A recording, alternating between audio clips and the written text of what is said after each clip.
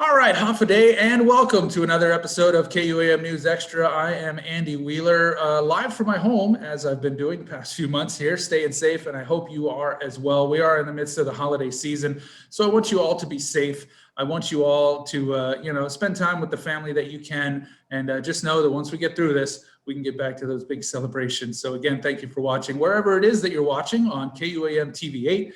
TV 11, the KUAM News Facebook page, Instagram, or on YouTube. We've got you covered in whatever platform you're comfortable with. And today, we're going to talk the Wonderkid project, which is something that I kind of stumbled across, and it was I was pointed in the direction of this group. And didn't know a whole lot about it, so I did a little digging online. Don't worry, I didn't go into your tax records or anything like that. Just went to the social media pages, which are very well done. We actually have the social media manager, Maria, joining us here, as well as Eries, who is a program coordinator. So Eries and Maria, half a day, welcome to the show. Thank you for joining me.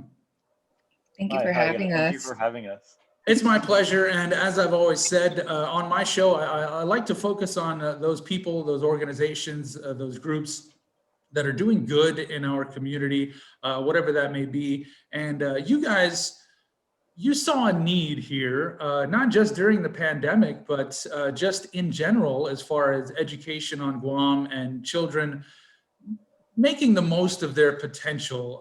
That's what I gathered from the social media pages. And the Wonderkid project came about. It was born from that. So either of you, Aries, I guess we'll start with you then.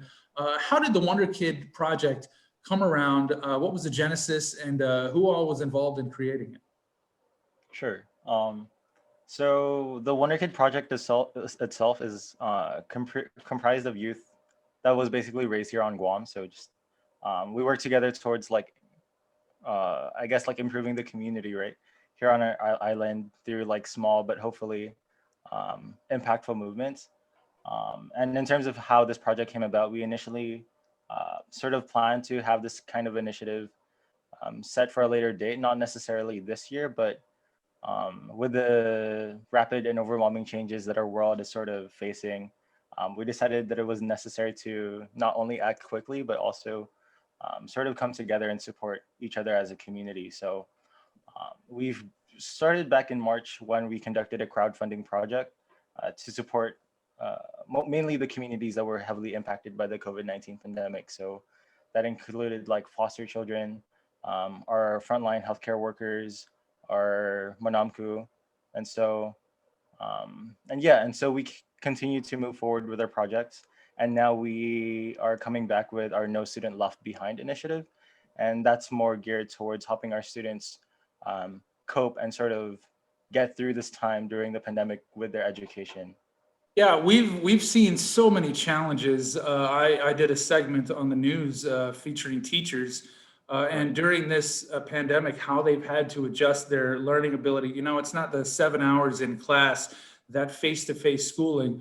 It's all, a lot of it is just done. 40-minute Zoom session, and then here's your assignments, and parents are left to do a lot of the teaching.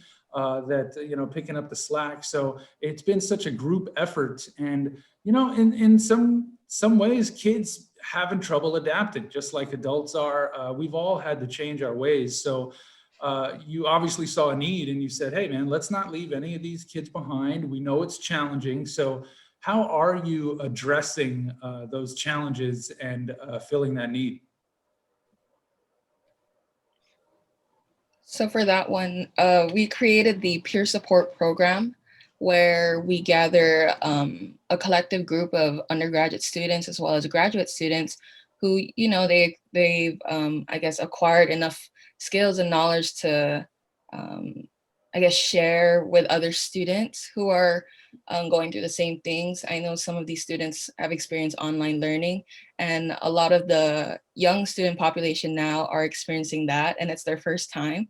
So with our peer support program, we hope to connect these students to, I guess, address like stress management, time management, and include like some college career preparatory for, their future endeavors. So I guess having these students have like peer relationships with with, I guess, more experienced students will probably help them cope with what they're going through today. Yeah, I think that's pretty key because, a middle school or high school student, listening to me talk, it's like we're completely different generations. So sometimes it's a little difficult to relate, but you get the kids that are closer in age, closer in experience levels, but they're able to pass on those couple years of knowledge. So sometimes have you found that maybe kids are a little bit more receptive to learning from someone that's younger? You two are pretty young. It's honestly a mix. Like, there's slightly still that, I wouldn't even call it a generation gap, but there's still that gap between, because the students still somewhat see us as like college students, and I guess that's sort of what we're trying to minimize. We try to emphasize a lot that we're only just a few years younger than them, and so we're trying to build a relationship that's sort of built on not necessarily like respecting each other based on age, but just having mutual respect and trying to learn from each other to cope like during this time. Yeah, that's key. I think that peer support group is difficult because sometimes kids are a little hesitant to ask mom and dad for help. They think that, oh, I got to figure this out, or I'm kind of falling behind. So you have these programs in place, and is this available to everyone? Are there particular requirements? If anyone is interested, how would they go about, hey, I want to be a part of the Wonderkid project. I need the help. Maybe my student, my child is lacking in some areas that they could maybe sharpen up a little bit. How do they go about doing that? So right now we have, or a majority of our services are online or virtual services. So students who have access to internet or a device are able to participate in our program or seek for additional help in this program. So we are open to all students for our tutoring services. So elementary to even college, we're able to tutor. As for our mentor and mentee services, high school students would have to apply so that they can be paired up or grouped with undergraduate or graduate students. If they want to if they need help in like management and stuff, they would focus on a mentor mentee service rather than a tutoring service, because our tutoring service is basically I guess assisting students in like subject content like math, English, science, in comparison to our mentor service, where they, I guess, go more in depth with like personal advice. So again, yeah, they would have Right. access to some internet or a device to access all of Okay, this. so this is it's supplemental to their standard education. And like I said, a lot of students now, they have the 40-minute Zoom session and then class is over and then it's time to, do their schoolwork. And, it can be a little hard to get motivated sometimes. Do you have a curriculum that you want the kids to follow, or is there a kind of a consultation where you figure the needs and then you kind of build from that? Right. So I think that's where the mentor mentee section of our program actually helps. For the most part, a lot of it is driven by the students themselves. So it's not they're unlike school where there's a requirement of like, oh, you have to go during these specific hours. A lot of the time it's a schedule between both the mentor and the mentee. So it's whenever they want to meet, whatever they want to talk about, whatever feelings they want to let out that time, whatever issues they want to talk about, whether it's college, whether it's simple stuff regarding their homework, all of those things is solely up to them. So I think that's one factor that we really wanted to emphasize with the program. It's not necessarily an extracurricular activity that they have to sort of fulfill and attend every time. It's something that they should be using as an asset, as a tool for them to, boost their education. And Just kind of good habit building, I think, is what it sounds like. Some college kids, it's time management is, you've got sometimes your part-time job, and then you've got the classes, you've got the early classes and their break. You got to figure out how to maximize that time. And some kids, in this pandemic especially, are having a little bit of trouble with that. So it sounds like it's just kind of focusing, excuse me, focusing, helping those kids just maximize their potential is what it sounds like. And we are going to take a little bit of break right now. We're going to get into this more with the Wonderkid project, Eries and Maria. We'll be right back after this. All right, welcome back to KUAM News Extra. We're talking to the Wonderkid project, Eries and Maria. Is it just you two? I'm assuming you've got a much bigger team, because looking at your social media, it seems like you've got a pretty big staff there. How many people are with the Wonderkid project at the moment? We started off with 6 members. Currently, we have 8 now.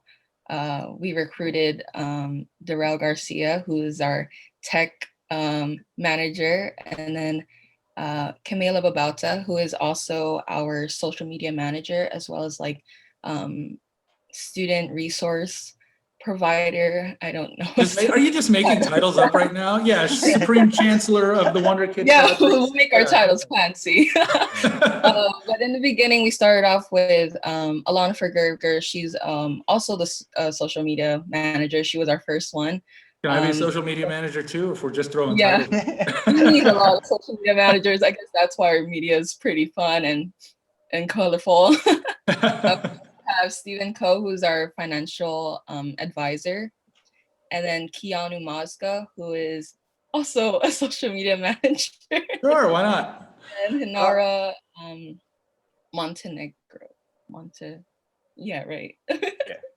Yes, and So it's obviously growing, and Yeah. do you have plans to grow this even further? Do you already see a need that, hey, we don't want to outgrow ourselves, so you're looking to get more members of the team on? Right. Sorry. I mean, besides the team that Maria mentioned, I mean, the outlet that we do have with our mentors and tutors is pretty large as well. So besides the main core team, we have about 20 college or graduate students that are helping us run the program. So about half of them are mentors and about half of them are tutors. So though they're basically like the heart of our program, because they're the ones that are mainly connecting with the students. They're the ones that are, helping us understand what the students are going through, and we're just sort of helping, build that connection between them. So Right, you're kind of facilitating getting them together so they right. can actually learn from this. And you get a lot of feedback from the tutors, mentors, but hey, I think we need to adjust this, or maybe students have these concerns. You getting a lot of good feedback from them? Yeah, we initially actually just launched it recently, and so a lot of what's been happening right now is the mentors are meeting their students, so we're slowly hearing back from them. And then for the tutor side, we get like the occasional messages regarding asking help at midnight, and we try our best to sort of assist them, because as college students we're normally awake at that time too, and so we try our best to help on our end. And yeah, so things are slowly progressing, and we're still accepting as many students as we can. Well, good. You like to see something like this, be successful. You want to see people taking advantage of it. And as you mentioned at the beginning, you're not a huge organization. You're not, hey, we can handle 100,000 kids or whatever it is. You're starting with that small but substantial impact, and hopefully from there it grows. You've already gotten, a couple new members of the team, more tutors, mentors. So as it grows, you can just kind of grow with it. And I think it's great to see, especially, younger kids like yourselves that saw that need and decided that, hey, no child left behind. Let's go ahead and get after this. And you love to see it. So if people are interested in becoming a tutor or a mentor, how can they go about do that? And how can they go about doing that? And are there requirements that need to be met? So for that, they can always go through our social media page and access our links. So they can email us to get an application at info.thewonderkidproject@gmail.com. And in terms of the application process, it's fairly simple, both for those who want to become mentors and tutors, and as well as those who want to get the tutoring and mentor services. It's fairly similar. All it asks is for the student side, what they need help in, how they're coping during this time, what are their struggles, and how we can help. So they're very direct, and fairly short as well. And as for the tutors and mentor side, we initially closed it, but in the case that we do have um, a larger number of students who would want to partake in our program, then we'll open up the application to the mentors and tutors again. And yeah, the application is also similar to that of the students. Okay, and you asked my favorite question in the world, which is how can we help? I love it when organizations ask that. You know, it's just about what can I do to help? And one thing I do want to know is parents of students who are looking to, you know, maybe my students, okay, last year they were doing fine in this subject. This year, okay, maybe it's a little bit, it's going in the wrong direction, and they're looking for help. How do they know, what assurances do they have that, you know, they're going to get that you know, certified tutorship or mentorship? Because parents, you know, you don't just turn your kid loose with some other stranger online. So what kind of protections do you have in place for that? Oh, so in terms of, you know, protecting the student privacy, mentors and tutors do sign a contract. So um, just to sort of follow FERPA regulations. And in terms of um, just ensuring everything as a whole, I think it's just the overall message. It's the intent that the tutors and mentors have. We screen them to ensure that there's students like ourselves who also care about, you know, the well-being of the student population and all of those things. And I mean, I digress. At the end of the day, I think we really just want to connect with the students now more than ever. You know, with our current climate, I think it's been physically, I mean, it's really impossible to like to come together. And so, like through this little program that we're presenting to you guys, I think we ultimately hope to be their friend, to sort of be like their big brothers and big sisters, um, and yeah, to sort of help them, guide them through their academics or even outside of that. Yeah, I love that because, you know, as a kid, having someone that's just, you know, maybe a couple years older that's been through that. Oh, I just finished that grade. I know exactly what you're going through. I had that teacher too. I think it's much easier for kids to relate than, you know, someone 40 years older than them that, you know, went to school back in the 60s or something. Yeah, I don't know. So it sounds like you've got a great program over there. And again, Maria, I know you're pretty proud of the social media. So let's go ahead and talk about that, how people can get a hold of you. What are the pages on all the different platforms? Okay, so for our Instagram, it is at the Wonderkid Project. For Facebook and LinkedIn, it's the Wonderkid Project. And then for Twitter, it is Wonderkid Guam. And that should be it for our social media. And then for our email, we have the info.thewonderkidproject@gmail.com. Okay, so pretty much any question that parents have, you know, or students, is this something that you're getting more students taking the initiative and signing up, or is it parents saying, "Oh no, my kid needs this tutorship"? I feel like it's more students taking the initiative to sign up. Um, we've gotten questions where students are like, oh, do my parents have to sign this or they need to read this? In our applications, we do require the guardian or parent's name and contact information in case, you know, they have any questions. Yeah, if they have any questions. So other than that, it's more of the students taking charge and asking for help. Like Eries mentioned, students are asking at midnight. Um, Because since they're our online schedules on are TikTok pretty or something all the flexible, time, so you know, just yeah, our schedules are pretty flexible. Tutors are on call, so once students use that contact in one of our platforms, they're able to have tutors contact them right away. So yeah. So I kind of been conducting this interview under the impression that we would be talking more to parents of the students, and now realizing that it is more students that, you know, I love the fact that they're taking the ownership of their own education. And, you know, sometimes in life, it's pretty hard to admit that you have a failing somewhere. So being able to accept that, recognize that my deficiency in this subject or in this area of life, I need to work on that. And being able to step up and seek that help, even if it's just a little bit of a push in the right direction, or to help process something in a way that, you know, a tutor would be more helpful with. So I guess talking more to the students now, you're looking at middle school, I believe you said elementary as well, on up to high school, college. Do you have kind of a sales pitch, so to speak, for those kids, and not really talking to the parents, but talking directly to those kids? What do you usually tell them? Okay, let's see. Sell it to me, Eries. Sell it to me. I am just a high school kid. I'm failing this science. You know, I need you to sell it to me. I mean, I think personally as a college student and like everyone else from the Wonderkid project, we understand that mentally it's quite difficult to focus on school through your computer or your phone screen, or even like the hard copy material that they're doing. And, you know, also the space in our home, it's 0% like that of a school environment. We don't hear our parents yelling about anything at school, nor do we have like the occasional like chicken noises that we would hear through our audio. And, you know, of course, like the underlying cause of this being the COVID-19 pandemic and sort of our lack of resources to support each other during this time. And so, and I think that's where we come in.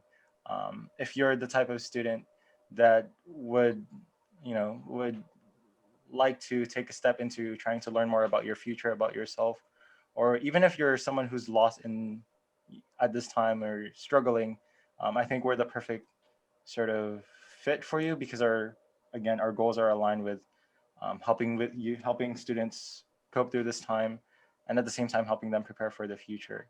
And so I think if there's anything that I want to tell the students, it's that there's support that's available, and we'll always be there at this time for, you know, for their help, or for, Yeah. yeah, in case that they do need help. There's so many distractions. There's so many, you know, things going on, and sometimes it's hard to focus on that. And being able to seek that tutorship, I think, is great. That you guys are providing that at the Wonderkid project. Maria, anything you'd like to add before we let you two go? Just like Eries said, you can trust our group of students. We will welcome you all wholeheartedly, regardless where you're currently, where your current situation is right now. The Rising Support Group that we are currently building as we speak is filled with people from all walks of life with different career interests. And I think by having students apply to this program, you would definitely learn or pick up something special along the way, not just about school, but just anything about life, really. Fantastic. You two are very passionate about this, I can tell. And I hope that the Wonderkid project grows and grows and grows over the years until there is indeed no child left behind. So Eries, Maria, your entire team over there, thank you guys so much. Don't forget to check them out on all social media platforms. Just search for the Wonderkid Project, Guam sometimes, and go search, learn more about it, talk to the kids about it. And, you know, again, no child left behind. Eries, Maria, thank you so much. Thank you. All right, that'll do it for this episode, everybody. Thank you for watching.